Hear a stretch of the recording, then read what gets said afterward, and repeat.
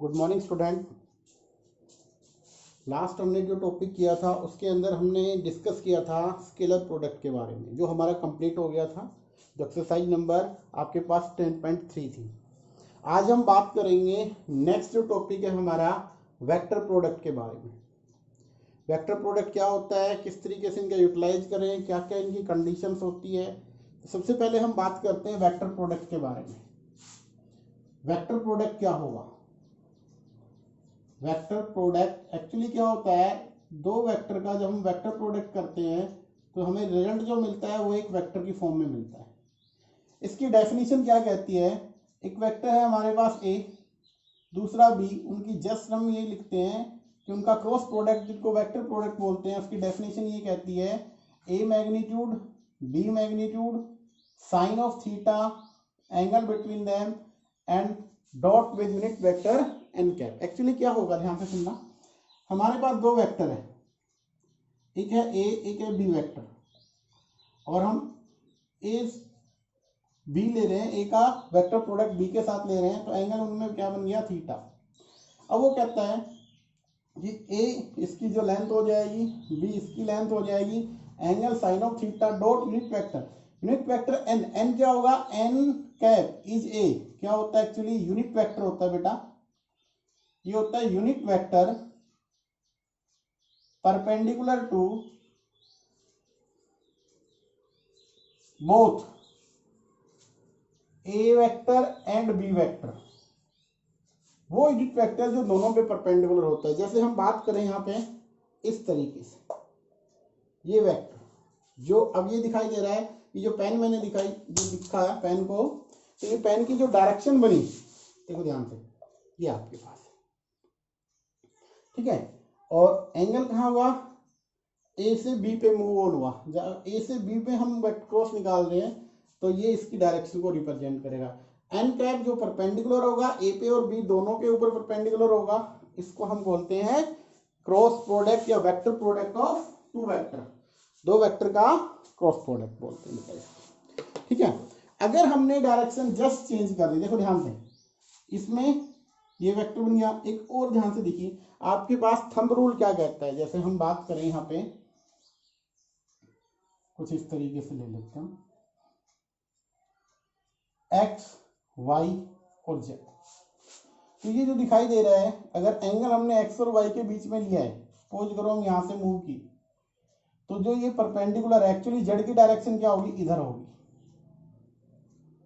ये screw rule की तरह है। जैसे हम स्क्रू को घुमाते हैं, अगर हम यू घुमाते हैं, जैसे मान लीजिए इसकी डायरेक्शन यहां से, अगर हम स्क्रू को यू मूव करेंगे तो वो भाप किधर जाएगा, इधर की तरफ जाएगा।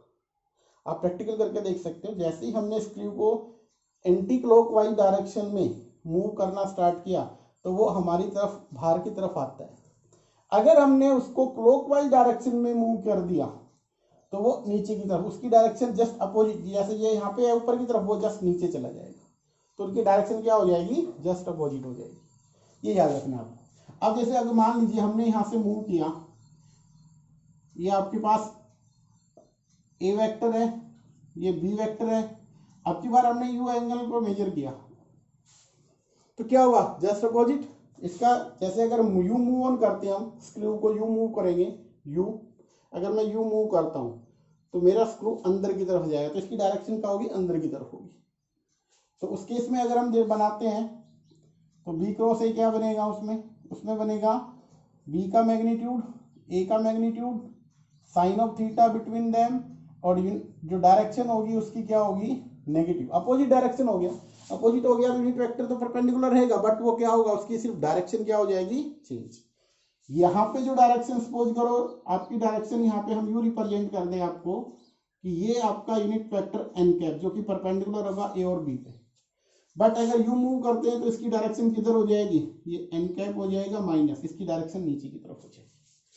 इन दोनों से एक रिजल्ट बनता है। अगर हम यू मूव करते हैं तो बी क्रॉस ए हमने ऐसे निकाला, अगर हम एंटी क्लॉकवाइज करते हैं तो हमारा फॉर्मूला ही है। तो इन दोनों से डिफरेंस क्या नजर आया आपको, सिर्फ माइनस का डिफरेंस आया। तो आप क्या कह सकते हो, ए का क्रॉस प्रोडक्ट बी के साथ क्या बनेगा, माइनस बी क्रॉस ए। क्या हुआ, जस्ट अपोजिट द डायरेक्शन, जो उसकी डायरेक्शन को रिप्रेजेंट करने वाला वेक्टर है जो कि परपेंडिकुलर होता है और बी पे उसकी डायरेक्शन क्या होगी, जस्ट अपोजिट होगी, इसलिए ये रिजल्ट आपके पास आ गया। क्लियर यहाँ तक? फिर एक बार मैं रिवाइज कर देता हूँ क्या होता है। ए क्रॉस बी, क्रॉस प्रोडक्ट क्या होता है, ए का मैग्नीट्यूड, डेफिनेशन बोलती है कि ए का मैग्नीट्यूड लो, बी का magnitude sine of theta dot unit vector n which is perpendicular to both of vector a and b. Here vector a and b vector angle between them theta. If we move anti-clockwise direction then n cap is a vector which is perpendicular. इसको हम u दिखा सकते हैं, ये हमारा actually n cap होगा। Board पे आपको इधर दिखाई दे रहा है बट एक्चुअली क्या होगा ये u। ये अगर हम u मूव ऑन करते हैं, स्क्रू को u घुमाते हैं तो स्क्रू हमारी तरफ आता है तो उसकी डायरेक्शन इधर हो जाती है, तो वो रिप्रेजेंट करता है डायरेक्शन को, और यूनिट वेक्टर होता है जो दोनों के परपेंडिकुलर होता है।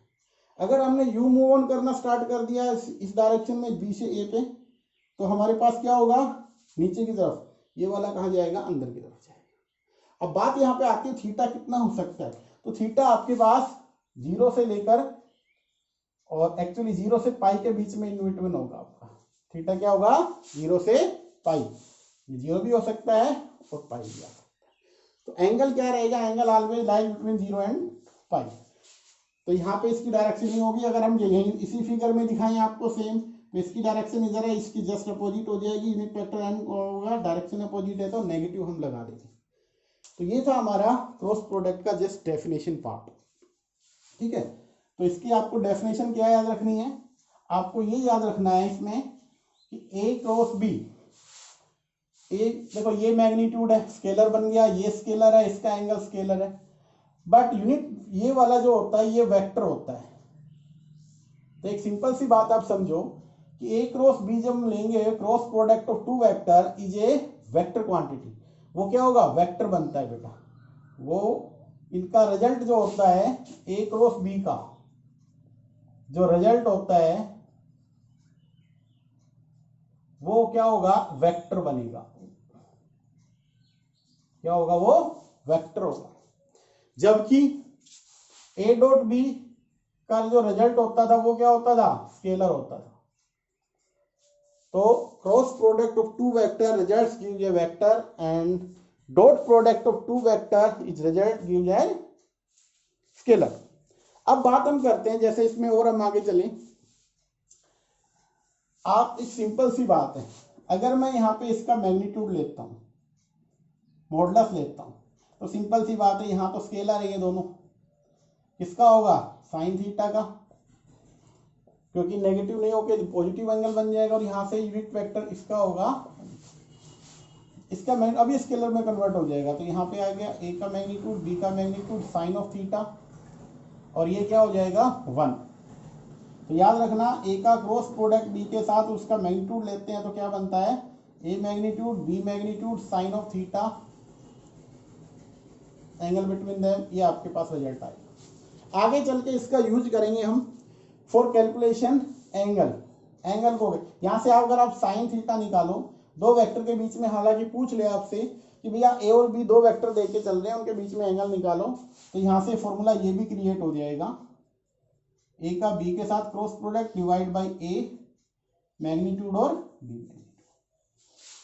तो अब तक हमने जो पढ़ा है वो ये पढ़ा है कि cross product of two vector वो हमारे पास ये होता है बेटा, क्या, ए का मैग्नीट्यूड बी का magnitude and unit vector n which is perpendicular to both A vector and B vector. और यहाँ पे जो एक्चुअली हम बात करें ये वाला वेक्टर, ये एन कैप होगा जो कि क्या होगा, परपेंडिकुलर रहेगा। ये डेफिनेशन है, इसका एक रिजल्ट हमने अभी ये पढ़ा। अब जस्ट एक हम देखते हैं, लेट मान के चलते हम ए वेक्टर हमारे पास है a1i a2j a3k, ठीक है। बी वेक्टर हमने मान लिया b1i b2j और b3k। सो अगर हम ए का क्रॉस प्रोडक्ट बी के साथ बनाते हैं तो हमारा फॉर्मूला क्या होगा, किस तरीके से बनाएंगे, ध्यान से देखना। ये तरीका होता है आई जे और के, डिटरमिनेंट फॉर्म की तरह निकालते हैं हम। इनके कोफिशिएंट लिख दो, क्या आएगा, a1 a2 a3 b1 b2 b3। इसकी हेल्प से हम इनको सोल्व कर लेंगे। एग्जाम्पल से मैं बताता हूँ। मान लेते हैं हमारे पास है ए वेक्टर आई प्लस जे माइनस के और बी वेक्टर मान लिया हमने 2i प्लस जे प्लस के। अभी हम क्या करते हैं, ए का क्रॉस प्रोडक्ट बी के साथ लेते हैं। तो हम कैसे सोल्व करेंगे, आई जे के, यहाँ पे 1 1 माइनस 1, यहाँ पे 2 1 और 1। इसको सोल्व कैसे करेंगे, जैसे डिटरमिनेंट को सोल्व करते थे सेम वे आपको क्या रखना है, आई को यहाँ रखना है, सेम वही तरीका रहेगा। तो क्या बनेगा, 1 इधर जाएगा, माइनस ऑलरेडी माइनस है तो प्लस 1।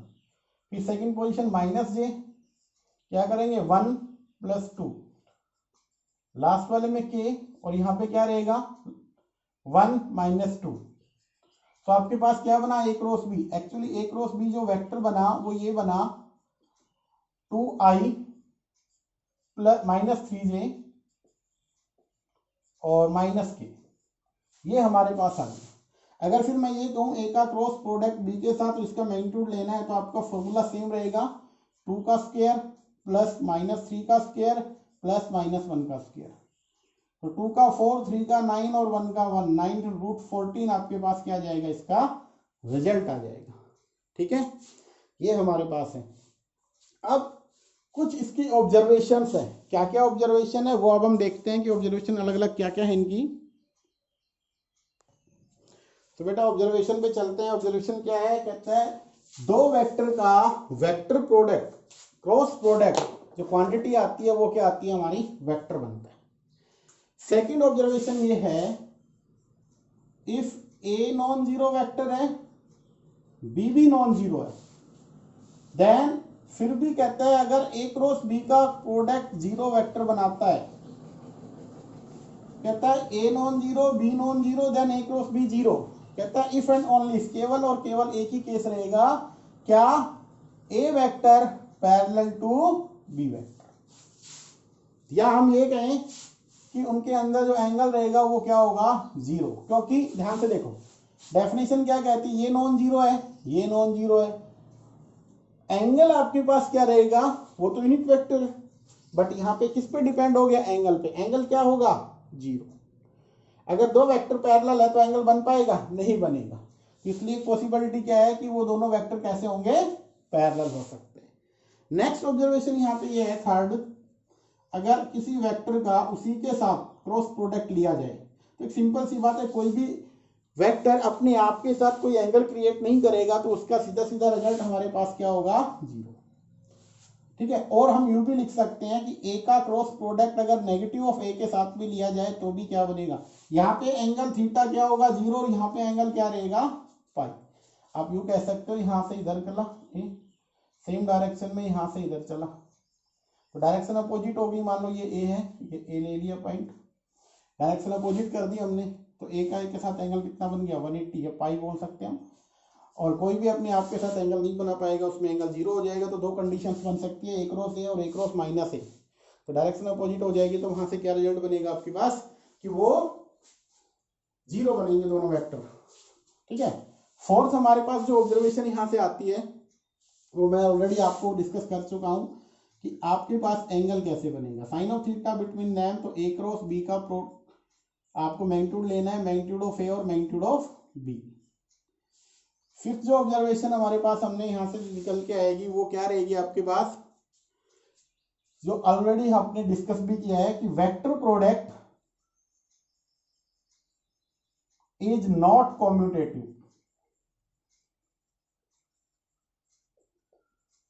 इसका मीनिंग क्या होगा, ए का क्रॉस बी के साथ लोगे तो कभी भी इक्वल नहीं आएगा बी क्रॉस ए के साथ। तो क्या आएगा, एक्चुअली क्या होगा, ए का क्रॉस प्रोडक्ट जब भी आप बी के साथ लोगे तो क्या आएगा, negative of B cross A आएगा। ए का क्या होगा, negative of B cross A. हमने अभी डिस्कस भी किया था, जस्ट डायरेक्शन अपोजिट हो जाएगी परपेंडिकुलर वेक्टर की, जो कि माइनस में चला जाएगा डायरेक्शन अपोजिट होते ही। तो ये हमने ऑलरेडी पढ़ा है, इस पे बिहाफ पे काफी रिजल्ट बनने वाले हैं। ठीक है, सिक्स जो हम यहाँ पे करेंगे ऑब्जर्वेशन, वो हमारे पास क्या आएगी, दो रिजल्ट और हमें ध्यान रखने हैं। Area of triangle A B C, actually क्या होगा, मैं इसको यहाँ पे मान लेते हैं, ये हमारे पास ट्रायंगल है, ए बी और सी, इसका एरिया निकालता है। हमने यहाँ पे इस ए, इसको तो एंगल को नाम दिया हमने, let it will be b दे देते हैं, चलो ये वाला वेक्टर ए हो गया, तो ये वाला 90 बना लिया हमने, डी पॉइंट दे दिया। अब हमें इसका एरिया निकालना है इस ट्रायंगल का, तो फॉर्मूला क्या रहेगा, 1/2 बेस, बेस हमारे पास ए बी है और हाइट हमारे पास क्या आ रही है, सी डी, ये हमारे पास एरिया आना चाहिए। अब इनको वेक्टर की फॉर्म में कन्वर्ट करते हैं। देखो बी वेक्टर ए बी क्या होगा, ए बी को आप ए बी को just simply magnitude of A B लिख सकते हो, बिल्कुल लिख सकते हैं। और सी डी को क्या लिख सकते हो, सी डी को आप क्या लिखोगे, magnitude of C D vector बन जाएगा। अब अगर हम यहां से ए बी, देखो ए बी का मैग्नीट्यूड क्या है, ए बी को वेक्टर बी मानना है, तो इसका मैग्नीट्यूड हो गया बी वेक्टर। तो यहां से आपका रिजल्ट बना बी वेक्टर का मैग्नीट्यूड। अब बात आती है सी डी, इस ट्रायंगल के अकॉर्डिंग देखो सी डी, इनके बीच में मान लेते हैं ये वाला एंगल है थीटा, दो वेक्टर के ए और बी के बीच में, और ये ए और बी क्या है, एक्चुअली ये दोनों एडजेसेंट साइड है, जो वेक्टर बी को रिप्रेजेंट करता है और ए को रिप्रेजेंट करता है। ट्रायंगल की क्या होगी, ये एडजेसेंट साइड। तो हमें क्या करना है, यहां से अगर हम निकालें सी डी तो कैसे निकालेंगे, देखो ये हमारे पास गिवन है, ये हमें कैलकुलेट करना है। तो अगर ट्रायंगल के अकॉर्डिंग देखें, यहां से कुछ इस तरीके से ले लो, ये हमारे पास सी है, ये डी है, ये ए है, तो सी डी कैसे निकलेगा, जो गिवन है वो ऊपर रखो, जो निकालना है जिसको वो उसको ऊपर रख लो, जो गिवन है ए सी, क्या बनेगा साइन ऑफ थीटा, अगर यहाँ पे एंगल थीटा है तो क्या बना सी डी ए सी, यहाँ से सी डी आ गया ए सी साइन थीटा। और अगर वेक्टर की फॉर्म में लिखेंगे तो इस तरीके से लिखेंगे, और ए सी को क्या लिखेंगे, ए साइन थीटा, एक्चुअली ये आएगा ए सी को मैग्नीट्यूड ऑफ ए बन जाएगा। अगर सिंपली हम सी डी का वेक्टर का मैग्नीट्यूड करेंगे तो इसका रिजल्ट आएगा ए साइन ऑफ थीटा, ठीक है। तो यहां से आपके पास क्या बन गया, ये फॉर्म बन गई। अब एक सिंपल सी बात है, हमने यहाँ पे पढ़ा था ए का क्रॉस प्रोडक्ट बी का, उसका मैग्नीट्यूड हमने पढ़ा अभी कुछ देर पहले, ए का मैग्नीट्यूड बी का magnitude sine of theta n का 1 हो जाएगा। तो इसको हम ये लिख सकते हैं, तो ये रिजल्ट बना, तो इसका एरिया जो बनेगा वो कुछ इस तरीके से आएगा, ये याद रखना आपको, ठीक है। आपके पास जब भी एरिया निकालना पड़े आप क्या करोगे, सुन लो, सिंपल सा काम करना है, दो एडिशंट साइड ए बी और ए सी, इनके बनाने वाले जो वेक्टर है बी और ए, इनका क्रॉस प्रोडक्ट ले लो, उसका मैग्नीट्यूड कर दो, हाफ से मल्टीप्लाई कर दो, सिंपल है। अब इसका एक लास्ट है, वो हमारे पास क्या आएगा, area of parallelogram. Area of parallelogram का फॉर्मूला भी कुछ इसी तरीके से बनेगा, एरिया ऑफ पैरेललोग्राम यहां पे मान लेते हैं कुछ इस तरीके से है आपके पास, ए बी सी डी, ये इनके बीच में एंगल थीटा, ये वेक्टर मान लीजिए बी को रिप्रेजेंट कर रहा है, ये ए को कर रहा है, यहाँ से इस पे परपेंडिकुलर डाल दिया, ए बी सी डी, इसको ई का नाम दिया। तो इसका जो एरिया बनेगा, उसका जो फॉर्मूला रहेगा, एरिया का फॉर्मूला वो क्या रहेगा, A B into D E, ठीक है ना, परपेंडिकुलर इंटू इनके बीच की जो डिस्टेंस है वही है। अब ए बी को आपको पता है, इसको बी वेक्टर का मॉडुलस और डी को निकालेंगे, सेम वही फॉर्मूला बन गया, तो ये बनेगा ए साइन ऑफ थीटा, और इसको लिख देंगे हम ए क्रॉस बी का मैग्नीट्यूड। तो अभी एरिया निकालना पड़े पैरेललोग्राम का तो ये बनेगा रिजल्ट आपके पास, ये याद रखने आप। अब इनके बिहाफ पे हमारी एक्सरसाइज स्टार्ट हो जाती है, एक दो चीज़ें और रहेगी, वो मैं और क्लियर कर देता हूँ आपको, उसके बाद एक्सरसाइज शुरू करेंगे। देखो बेटा, आपने अभी पढ़ा एरिया ऑफ ट्रायंगल हम कैसे निकालेंगे, तो उसके लिए सिंपल आपको काम क्या करना है, ए बी और ए सी, या आप ये कहो कोई भी दो एडजेसेंट साइड, उनके वेक्टर निकाल लीजिए, उनका क्रॉस प्रोडक्ट कर लीजिए और उसका हाफ से मल्टीप्लाई। पैरेललोग्राम का एरिया क्या करना है, एडजेसेंट साइड का क्रॉस प्रोडक्ट मैग्नीट्यूड। अगर इसी का एरिया निकालना है जबकि डायगोनल को रिप्रेजेंट करने वाले वेक्टर दे रखे हैं d1 d2, तो d1 क्रॉस d2 और हाफ, ये आपके पास रहेगा। एक चीज और हमें सीखनी है, वो क्या है, ध्यान से सुनना। देखो आई का क्रॉस प्रोडक्ट जे के साथ करोगे तो फॉर्मूला क्या कहता है, इसके अकॉर्डिंग आ जाओ, आई का मैग्नीट्यूड जे का मैग्नीट्यूड साइन ऑफ थीटा, इन दोनों में एंगल कितना रहेगा 90, ठीक है, यूनिट वेक्टर एन कैप, क्योंकि इन दोनों के बीच में रहेगा तो आपस में तो वैसे ही परपेंडिकुलर है, तो एन कैप का तो यही काम करेगा, इसलिए क्या बनेगा कि साइन 90 भी क्या होता है 1, ये भी 1, तो इसका जो एंगल रहेगा वो क्या आ जाएगा परपेंडिकुलर के केस में बेटा, तो उस केस में आई क्रॉस जे, सॉरी यहाँ पे जो यूनिट वेक्टर बनेगा एन कैप वो क्या रहेगा, ध्यान से सुनो, आप यूं बना लीजिए, ये एक्स है, ये वाई है, ये जेड है, अगर एंगल इन दोनों के बीच में है, ये आई है, ये जे है, तो आपकी डायरेक्शन क्या होगी जेड एक्स, ये आपका के, तो एन कैप की जगह यहाँ पे क्या आने वाला है के कैप। सो ये वन तो आपके पास आंसर आएगा के, आई क्रॉस जे का आंसर क्या आएगा के। इसी तरीके से जे क्रॉस के करेंगे तो क्या आएगा बेटा आई, और के क्रॉस आई करेंगे तो क्या आएगा जे। आप इसको याद रखना कुछ इस तरीके से, आई जे और के, आई क्रॉस जे करोगे तो आंसर क्या आएगा, जे क्रॉस के करोगे तो आंसर आई आएगा, और के क्रॉस आई करोगे तो जे आएगा। बट अगर आपने इसको रिवर्स कर दिया, अगर डायरेक्शन चेंज कर दी, सपोज करो आई के पास, आई के बाद मैंने के ले लिया तो आंसर आएगा माइनस जे, जे क्रॉस आई ले लिया तो हमारे पास क्या आएगा माइनस ऑफ के। इस चीज का आपको ध्यान रखना है, पहली बात तो ये है। दूसरा हमारे पास क्या होगा, वो ये रहेगा आपके पास, सुनना ध्यान से, कि आई का क्रॉस प्रोडक्ट आई के साथ करोगे तो क्या आएगा, क्योंकि एंगल जीरो बनेगा, या जैसे जीरो आएगा तो जीरो, जे का क्रॉस जे के साथ क्या आएगा जीरो, और के का क्रॉस के साथ क्या आएगा जीरो। आपको ये ध्यान रखना है, वहां पे क्या था आई डॉट आई 1 था, बट यहाँ पे क्या होगा आई क्रॉस आई 0 बनेगा, ये वेक्टर की फॉर्म में बनेंगे सारे, 0 वेक्टर हो गए। ठीक है, अब हम आपके एक्सरसाइज को लेके चल रहे हैं। तो पहला सम आपके एक्सरसाइज से जो आ रहा है वो सिंपल है। क्या क्वेश्चन है आपके पास, अब आ रही है एक्सरसाइज आपकी 10.4 है। पहला सम क्या कहता है, क्वेश्चन नंबर 1 में फाइंड ए का क्रॉस प्रोडक्ट बी और उसका मैग्नीट्यूड निकालना है। जबकि गिवन क्या है, ए वेक्टर हमारे पास है, वो आपके पास है आई माइनस 7j प्लस 7k, आई माइनस 7j प्लस 7k, और जो बी वेक्टर गिवन है वो हमारे पास है 3i minus 2j plus 2k, 3i minus 2j plus 2k।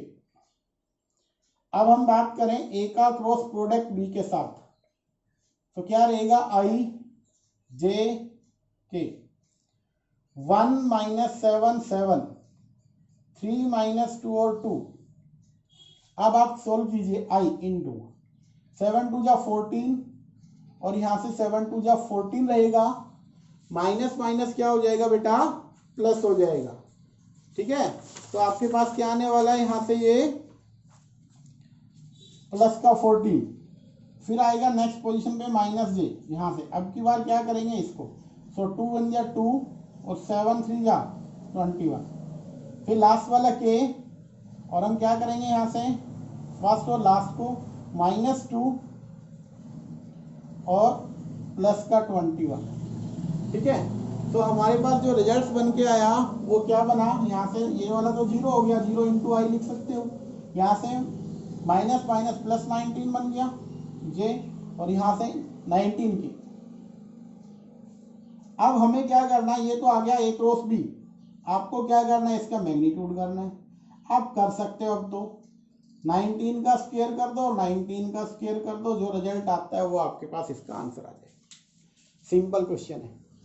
अच्छा, एक चीज और हम आपको बताते हैं, सिंपल से सिंपल अगर हम बात करें, यहाँ पे डेफिनेशन लिखी हुई है आपके पास, और हमने आपको बताया भी है कि ये n क्या होगा। ठीक है, सो क्या होता है n, n होता है यूनिट वेक्टर, n के बारे में, n cap unit vector perpendicular to both A and B vector. तो अगर हम जब बात करेंगे यूनिट वेक्टर को कैलकुलेट करने की तरीका क्या होगा हमारे पास, इसको हम कैसे कैलकुलेट करेंगे, तो वो हमारे पास रहेगा ए का क्रॉस प्रोडक्ट बी के साथ divide by magnitude of A, magnitude of B, sorry क्योंकि वेक्टर निकालना है ए क्रॉस बी। यहाँ से इसकी वैल्यू निकालें क्योंकि परपेंडिकुलर है तो एंगल कितना बनेगा 90। तो यहाँ से इसकी वैल्यू अगर निकालेंगे तो क्या बनेगा ये वाला। ए क्रॉस बी क्या हो सकता है विद प्लस और माइनस कुछ भी आ सकता है। तो ये फॉर्मूला याद रखना आप एन कैप निकालने का। नेक्स्ट जो क्वेश्चन है वो इसी से रिलेटेड क्वेश्चन है बेटा। Find unit vector perpendicular to each of vector. इनका क्वेश्चन क्या है, find unit vector perpendicular to each a plus b and a minus. इन दोनों पे परपेंडिकुलर होगा वो यूनिट वेक्टर आपको निकालना है।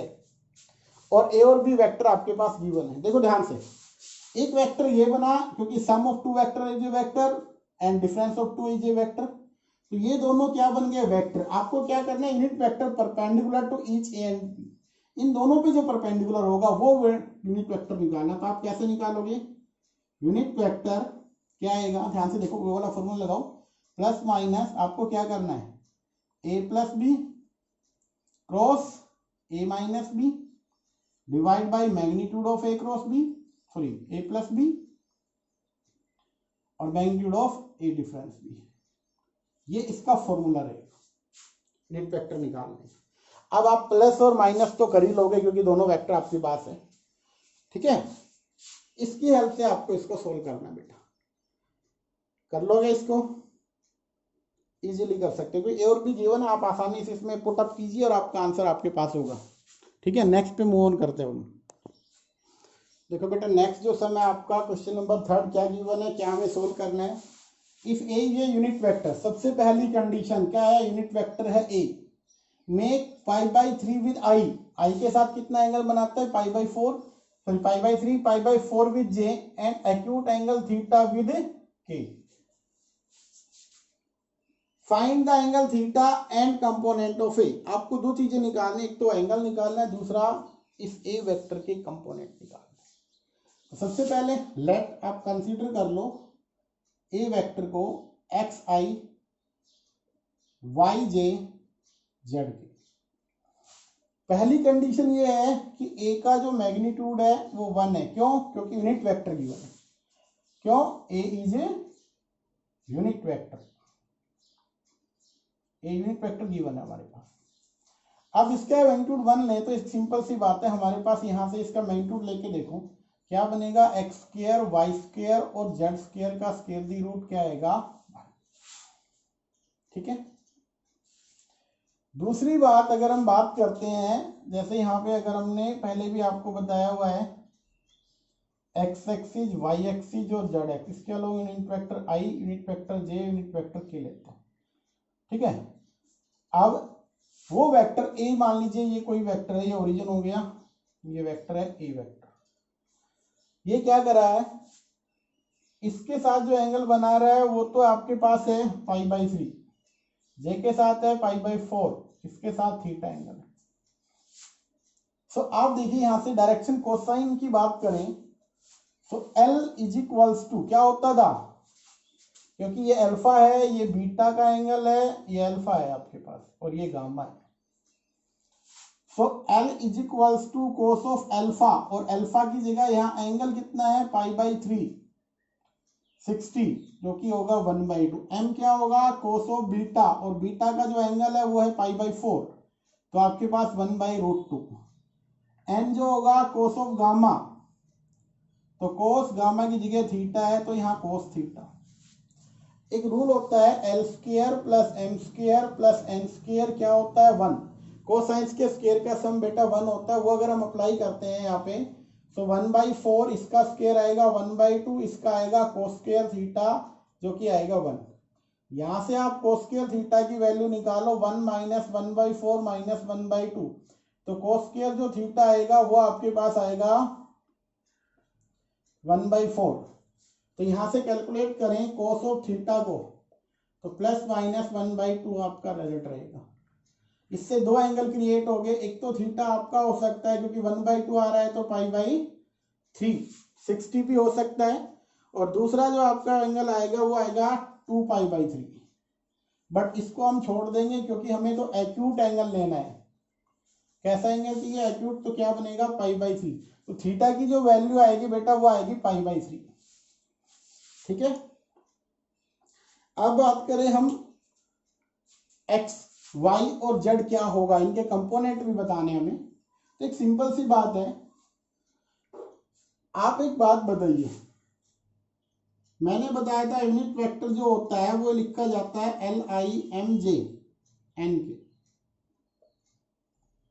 यूनिट वेक्टर, क्योंकि ए यूनिट वेक्टर दे रखा है तो इस फॉर्म में लिख सकते हैं हम इसको, बोलो। सो ए वेक्टर को हम इस फॉर्म में लिखेंगे क्योंकि यूनिट वेक्टर है।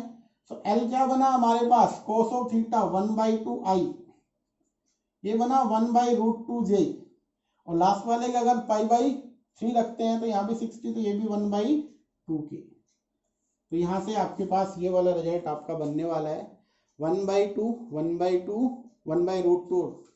तो कंपोनेंट क्या आएगा 1/2 1/√2 और 1/2, ये इसके कंपोनेंट आ जाएंगे। डायरेक्शन कोसाइन बोल दो या कंपोनेंट, क्योंकि यूनिट वेक्टर के जो आपके पास कोफिशिएंट होते हैं, जो कोसाइन होते हैं, वो कोफिशिएंट्स बनते हैं यूनिट वेक्टर के। यूनिट वेक्टर के कोफिशिएंट हमारे पास ये आ चुके हैं, कोसाइन जो कि है हमारे पास। ठीक है, तो ये हमें करना था। अब हमारा नेक्स्ट जो समय है क्वेश्चन नंबर 4 पढ़ो बेटा,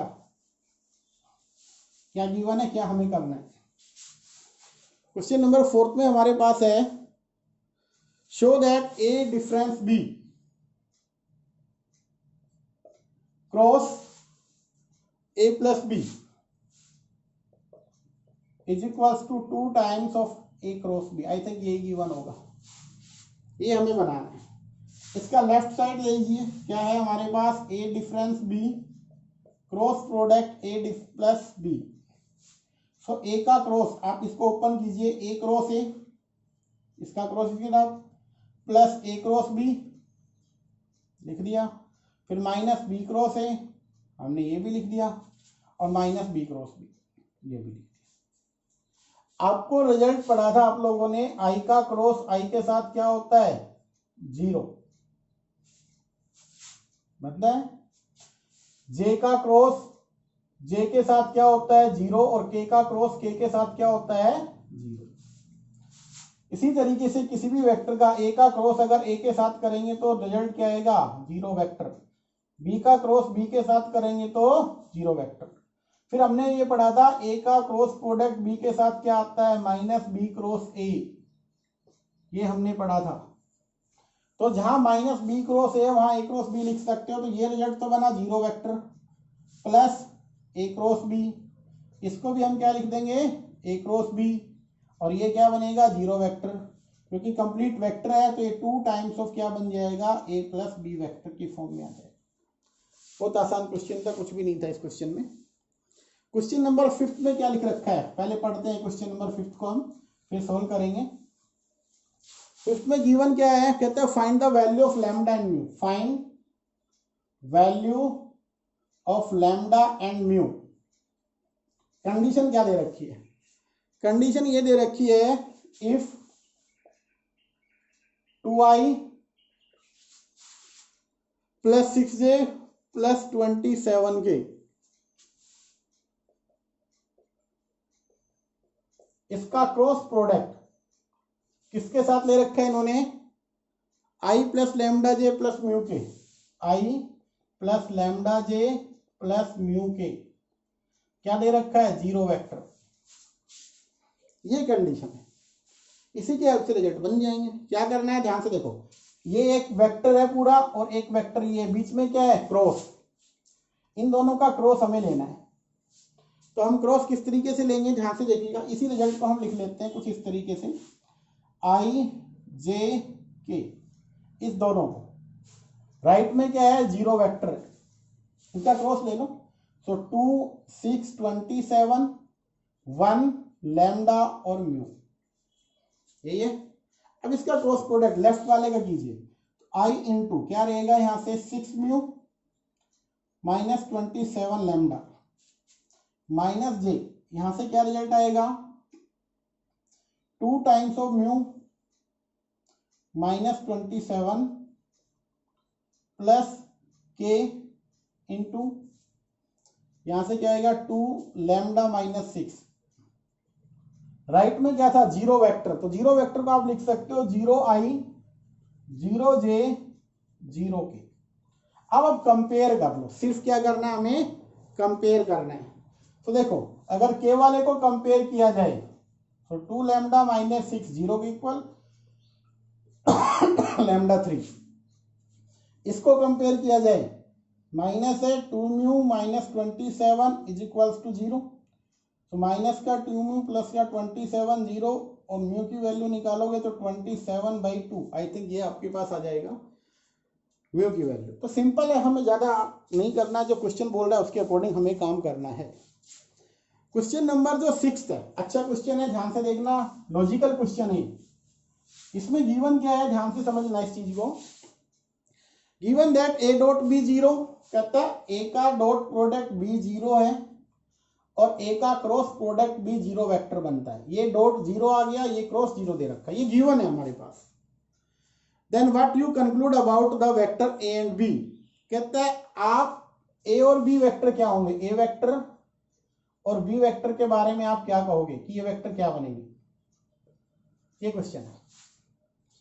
एक सिंपल सी बात है, ध्यान से समझना इस चीज को, दोनों को मैं लेके चलता हूं। a डॉट b 0 होने का मतलब क्या था, if and only if either a 0 और b 0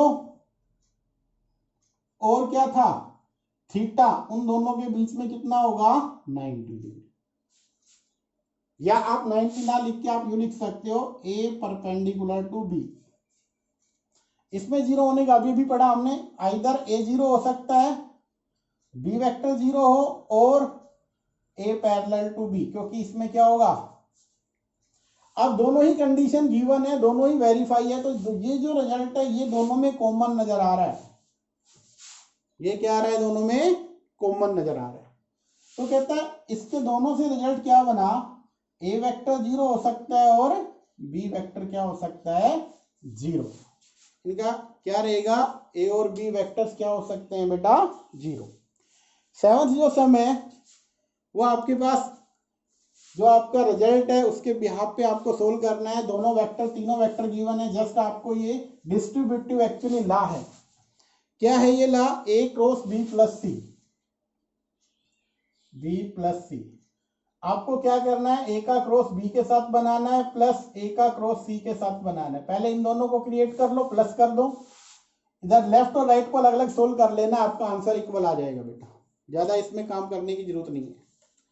फिर नेक्स्ट है हमारे पास क्वेश्चन नंबर 8, क्या लिख रखा है 8 में, इफ आइदर a 0 और b 0। ध्यान से देखो इस क्वेश्चन को, क्या लिख रखा है उन्होंने, if either a vector is a 0 vector और b वेक्टर 0 वेक्टर हो, then a cross b 0, then a cross b is 0। कहते हैं if the converse true, if the converse true justify answer with an example. कहता है क्या इसका converse true होगा, आप आंसर दीजिए। अगर a 0 वेक्टर है b 0 है तो a क्रॉस b तो 0 बनेगा, बट a क्रॉस b 0 हो गया तो क्या इसके लिए ये जरूरी है कि a और b भी 0 हो, तो आपका आंसर आएगा no, it is not necessary that. फिर आप एग्जांपल दीजिए, क्या होगा, a को मान लेते हैं हम i 2j 3k, b को मान लिया मैंने 2i 4j 6k। अब मैं a का क्रॉस प्रोडक्ट b के साथ कर रहा हूं, तो i j और k, यहाँ पे 1 2 3, यहाँ पे 2 4 6, आप क्रॉस प्रोडक्ट कीजिए तो क्या बना, 6 2 जा 12, 4 2 जा 12, 12 माइनस 12 माइनस ऑफ j, यहां से इसको 6 माइनस 6 प्लस k, आप कीजिए यहां से 4 माइनस 4, तो यहां से क्या बना, ये वेक्टर 0 वेक्टर बन गया, जबकि a वेक्टर नॉन जीरो है और b वेक्टर भी कैसा है, नॉन जीरो वेक्टर है। तो आपका कन्वर्स क्या होगा, इज नॉट ट्रू, ये आपको दिखाना था, यहाँ पे आप दिखा सकते हो, ठीक है। फिर हमने लास्ट में पढ़े थे एंगल निकालने का एक फॉर्मूला पढ़ा था, एक हमने पढ़ा था एरिया ऑफ ट्रायंगल। मान लीजिए आपके पास कोई ट्रायंगल, जैसे नेक्स्ट क्वेश्चन है वो इसी को डिफाइन कर रहा है, ए बी और सी। आपके पास ए है 1 1 2, 1 1 2। दूसरा आपके पास है बी, बी का क्या दे रखा है बेटा उन्होंने 2 3 5, 2 3 5। और सी क्या दे रखा है उन्होंने 2 3 5 हो गया 1 5 5, 1 5 और 5। कहता है इसका एरिया निकालो। तो एरिया निकालने इसके लिए हमें क्या करना होगा, सबसे पहले क्वेश्चन ये है कि find the area of the triangle with vertices. आपको एरिया, अब एक सिंपल सी बात है, ध्यान से देखो, इसको अगर वेक्टर ए का नाम दें हम, इसको वेक्टर बी का नाम दें, तो एरिया निकालना हमें ट्रायंगल ए बी सी, तो हमारा फॉर्मूला क्या रहेगा 1/2 cross product of A and B, ये फॉर्मूला था। ए का मीनिंग क्या होगा एक्चुअली बी सी वैक्टर, और बी का मतलब क्या होगा बी ए वैक्टर। तो आप बी सी और बी को क्रिएट कर लो। सबसे पहले बी सी वैक्टर को बनाते हैं। बी सी वैक्टर हमारे पास क्या बनेगा, बी से सी 1 - 2 i, सी माइनस बी होगा 5 - 3j प्लस 5 माइनस यहाँ भी 5 है तो 0 बनेगा के। तो यहाँ से आया -i + 2j, B C vector बन गया। इसी के अकॉर्डिंग, क्योंकि दोनों एडिशन साइड लेनी हमें, आप बी ए वैक्टर को बना लीजिए a - b, 1 - 2 माइनस का i, और 1 - 3 - 2j, और 2 - 5 - 3k। ठीक है, हमने ये ले लिया। अब हमें एरिया निकालना था। एरिया के लिए फॉर्मूला क्या रहेगा, एरिया ऑफ ट्रायंगल एबीसी, आपके पास 1/2 आपको करना है BC क्रॉस BA, तो 1/2। अब पहले काम हमारा ये होगा कि इनका क्रॉस प्रोडक्ट निकाला जाए, BC क्रॉस BA का। तो I J और K क्या क्या है, -1 2 0, यहां से बना -1 -2 और -3। तो I इंटू क्या बनेगा, यहां से 3 2 6, इधर जाएगा तो 0 बन गया, माइनस ऑफ J, यहां पे बना 3 प्लस K, फर्स्ट और लास्ट +2 और +2 तो 4 बन जाएगा। तो यहां से बना BC क्रॉस BA। आपको क्या करना है, इसका मैग्नीट्यूड BC क्रॉस BA का मैग्नीट्यूड ले लो। तो 6 का 36 बनेगा, 3 का 9 बनेगा, 4 का 16 बन गया। 36 9 और 16 इनका अगर सम करें तो √61 आएगा। अब हमें एरिया निकालना, तो इस फॉर्मूले में रख दो, इस वाले में क्या बनेगा 1/2, तो ये हो गया, इसका क्या बना इंटू √61, ये आपके पास इसका एरिया आ जाएगा। तो एरिया ऑफ ट्रायंगल बन गया आपके पास एबीसी, क्या आएगा 1/2 इंटू √61, ये आपका आंसर आ जाएगा। ठीक है, क्वेश्चन नंबर जो हमारे पास नेक्स्ट है 10th, find the area of parallelogram. Same आपको काम करना है। पैरेललोग्राम में क्या करना है, एडजेसेंट वेक्टर दे रखे हैं साइड्स के, आपको क्या करना होगा, उनके दोनों का क्रॉस लेना है और उसका मैग्नीट्यूड लेना है। नेक्स्ट क्वेश्चन में जब आप एरिया निकालोगे, एरिया ऑफ पैरेललोग्राम, उसमें आपको जस्ट क्या करना है, ए का क्रॉस प्रोडक्ट बी के साथ और उसका मैग्नीट्यूड। ए और बी वेक्टर आपके पास गिवन है, आपको ये वर्क करना है, यहां से आपका एरिया बन जाएगा। लास्ट क्वेश्चन है 11th, क्या गिवन है पहले हम पढ़ते हैं, फिर हम क्वेश्चन को सोल्व करते हैं। कहते हैं let A and B are the two vector such that, last नहीं सेकंड लास्ट है बेटा, ये ए और बी दो वेक्टर है जिसमें कंडीशन ये दे रखी है कि ए का मैग्नीट्यूड गिवन है बेटा, वो हमारे पास है 3, बी का मैग्नीट्यूड गिवन है, वो हमारे पास है √2/3। ठीक है, and such that A cross B J unit vector, कहता है ये जो बनेगा कैसा होगा, इज ए यूनिट वेक्टर, ये यूनिट वेक्टर होगा। If angle between A and B, आपसे पूछ रहा है ए और बी के बीच में एंगल क्या होगा। देखो ध्यान से, अगर ये यूनिट वेक्टर है तो सिंपल सी बात है, ये क्या मिलेगा, इसका मैग्नीट्यूड 1 आएगा। एंगल आपने थीटा मान लिया तो आपका फॉर्मूला क्या रहता है, साइन ऑफ थीटा का ए का क्रॉस प्रोडक्ट बी के साथ डिवाइड बाय मैग्नीट्यूड ऑफ ए और मैग्नीट्यूड ऑफ बी, ये आपके पास रहता है। अब इसको अगर हम सिंप्लीफाई करें और लिखें तो रिजल्ट क्या बनेगा हमारे पास, वो हमें चेक करना है। तो आपको एंगल निकालना है, वो आपका निकल जाएगा यहाँ से। देखिए ध्यान से, ये तो 1 बन गया, यहाँ से ए का मैग्नीट्यूड आया 3, बी का मैग्नीट्यूड क्या होगा √2/3, तो 3 से कैंसिल, 1/√2 आ गया। और 1/√2 आने का मतलब आपका थीटा कितना होगा π/4, ये आपका आंसर आ जाएगा। 11 सम था, बहुत सिंपल है।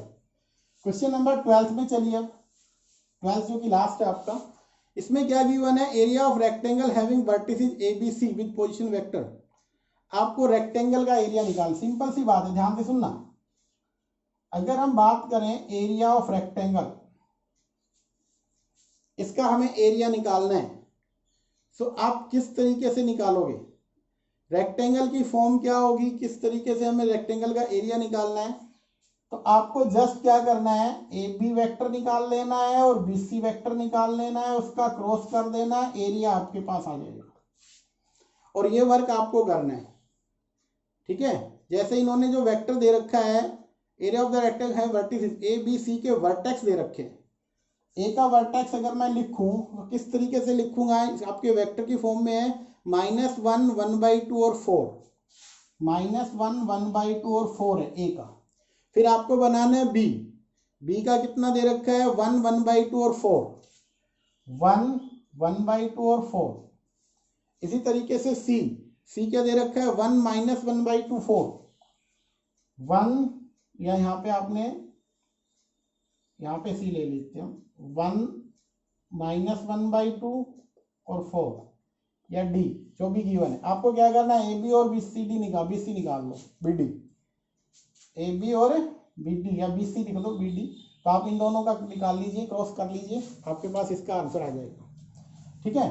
मैं आपको एक बार फिर इसको बता देता हूँ, एक्चुअली जो गिवन है वो क्या है, जो पहला वेक्टर गिवन है वो एक्चुअली ओ ए गिवन है, क्या है 1/2, या ए दे रखा है इन्होंने, क्या दे रखा है -i + 1/2j + k, I think 2k है, 4k।